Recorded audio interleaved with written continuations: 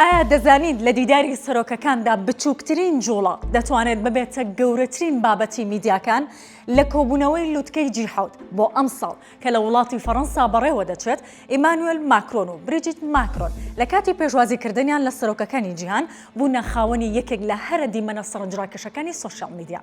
کاتێک دۆناڵد ترامپ چای بە ئیمانوئێل ماکرۆن و بریجیت ماکرۆن دەکەوێت بە شێوازی نەریتی فەڕەنسی پێشوازیان لە ترامپ کرد و ماچیان کرد، بەڵام ئەوەی چاوی هەمووانی لەسەر بوو ئەو تەوقەکردنە درێژە بوو کە لە نێوان ترامپ و بریجیتە ڕوویدا بۆ ماوەی 10 بۆ 13 چرکەی خایاند. شتە سەیرەکە ئەوە بوو ترامپ دەستی ماکرۆنی بە خێرایی بەردا، بەڵام بەردەوام بوو لە گرتنی دەستی بریجیت.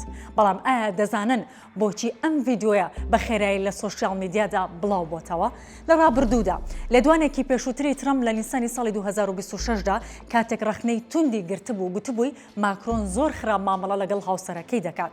لەو کاتەدا ترامپ پشتی بە ڤیدیۆیەکی کۆم بەستە بوو کە ماکرۆن بە توندی ڕەتی کردوێتەوە و بە هەواڵی ساختە نامی بر. هەر بەهۆی ئەم گرژ و ئاڵۆزیەوە ئەم تەوقەکردنەی ئێستا وەک ئەنجامێکی دیبلۆماسی و دەرونی لێکدرایەوە. سۆشیال میدیا پڕ بوو لە لێکدانەوەی جیاواز. بەشێک دەیانگوت ئەمە نیشانەی ئاسوودەیی بوو، بەشێکی تریش پێیان وە بوو تەنها ناچاریەکی سیاسیە. لە کۆتاییدا ئەم دیمەنە سەلماندی کە زۆر جار لە سیاسەتدا تەنها چەند چرکەیەک لە گرتنی دەستێک دەتوانێت لە هەزاران وتار زیاتر قسە بکات.